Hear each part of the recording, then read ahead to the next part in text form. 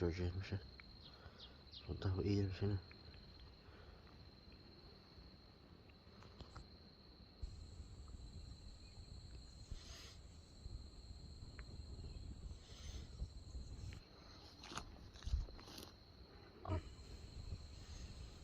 Chạy cả chạy đúng con này.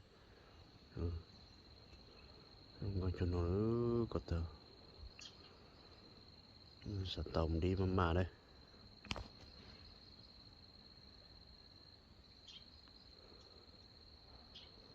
Nhớ trong sân gió nó quý trọng bây giờ những cái điếc cái chúa sẽ được.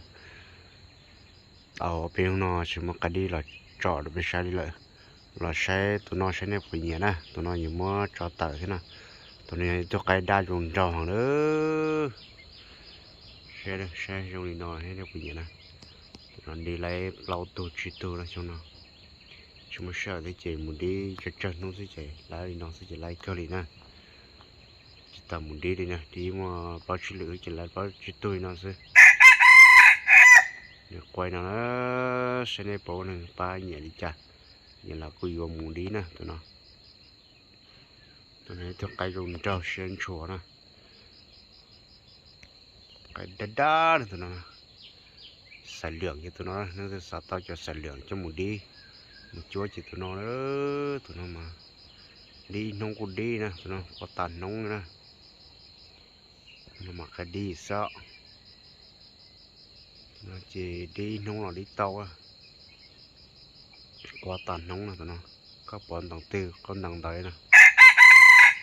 Nó chỉ hẳn là tụi nó mà trong đế của mà chỉ tiết tiêu bỏ của mà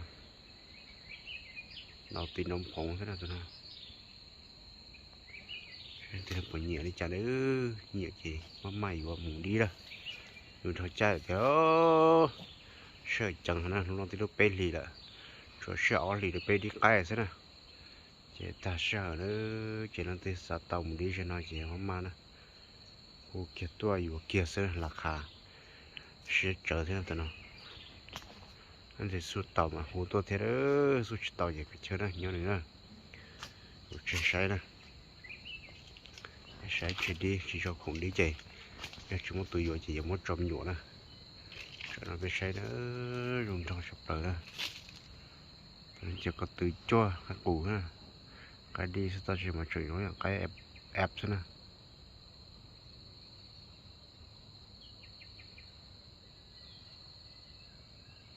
Cái cột trống hữu thật chả nó chứ mà qua lưỡi thế chỉ không muốn đi để mua sợ on không bên không sẵn sàng là đi sẽ chỉ đi bia sẽ chỉ từ tàu đi tận nông sẽ chỉ để cho tụi nó nè chỉ thằng một chậu ต็มที่nuôi là tê ra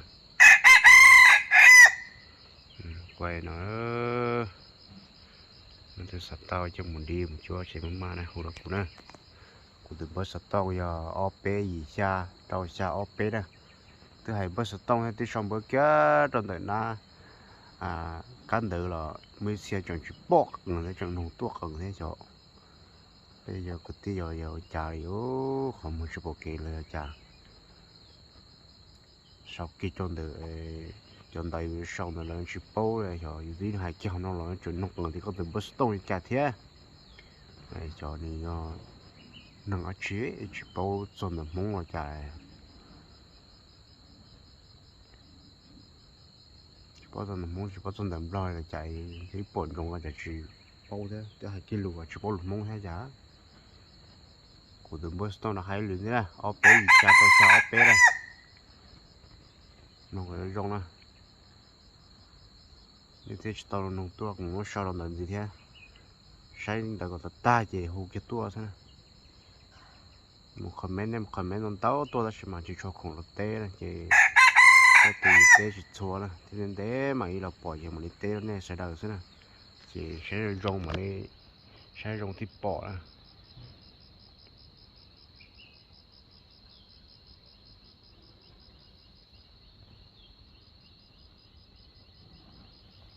mà đi quay nó nữa quay lùng tay rồi nè cái này nó tiêu nữa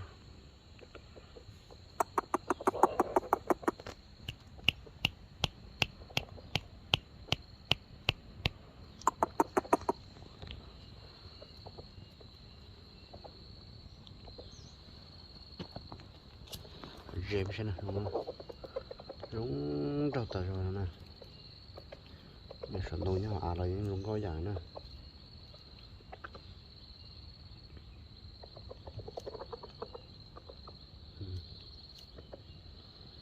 đã rúng rồi nè